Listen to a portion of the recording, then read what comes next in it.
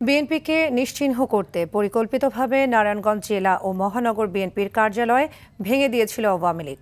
পুরনো ভবন ভেঙে নতুন করার দোহাই দিয়ে বিএনপি অফিস ভেঙে দিলেও নতুন ভবন হওয়ার পর সেখানে ঠাঁই দেয়নি বিএনপি অফিস। ফলে নারায়ণগঞ্জে গত ৮ বছর অফিসবিহীন চলছে দেশের অন্যতম বৃহত্তম এ রাজনৈতিক দলের কার্যক্রম। জেলা ও মহানগরের শীর্ষ নেতারা বলছেন, সাংগঠনিকভাবে বিএনপিকে দুর্বল করতেই অফিস ভাঙা হয়।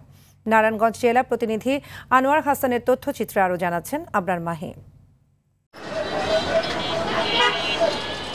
বিএনপির প্রতিষ্ঠা লগ্নে কেন্দ্রীয় আহ্বায়ক কমিটিতে সদস্য ছিলেন নারায়ণগঞ্জের সাবেক সংসদ সদস্য হাজী জালাল উদ্দিন। দলের সর্বোচ্চ নীতি নির্ধারণী ফোরাম স্থায়ী কমিটির সদস্য ছিলেন জেলার আব্দুল মতিন চৌধুরী।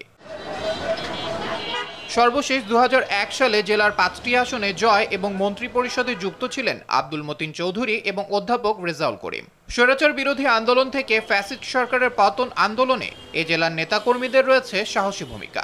অথচ অনেকদিন ধরে এখানে নেই জেলা ও মহানগর বিএনপির কার্যালয়, যা নিয়ে ক্ষোভ রয়েছে দলের নেতাকর্মীদের মাঝে। বিএনপির কার্যালয় চাচ্ছি এই কারণে, সাধারণ মানুষ যাতে তাদের কথাগুলো বলতে পারে। পার্টি অফিস না থাকার ফলে মূল দলের যেই সিনিয়ররা আছেন, যারা দায়িত্ব পালন করছেন, তাদের সান্নিধ্য পাচ্ছি না। বিএনপি নেতাকর্মীরা যাতে ঐক্যবদ্ধ না হতে পারে, সাংগঠনিকভাবে যাতে কাজ করতে না পারে, এই জন্য তারা সেই তৎকালীন সময় সাইমস্তান নিয়েছিলেন একভাবে, উনি নিয়েছিলেন ওনার মতো করে। সেটা পুনরুদ্ধারের চেষ্টা চলছে।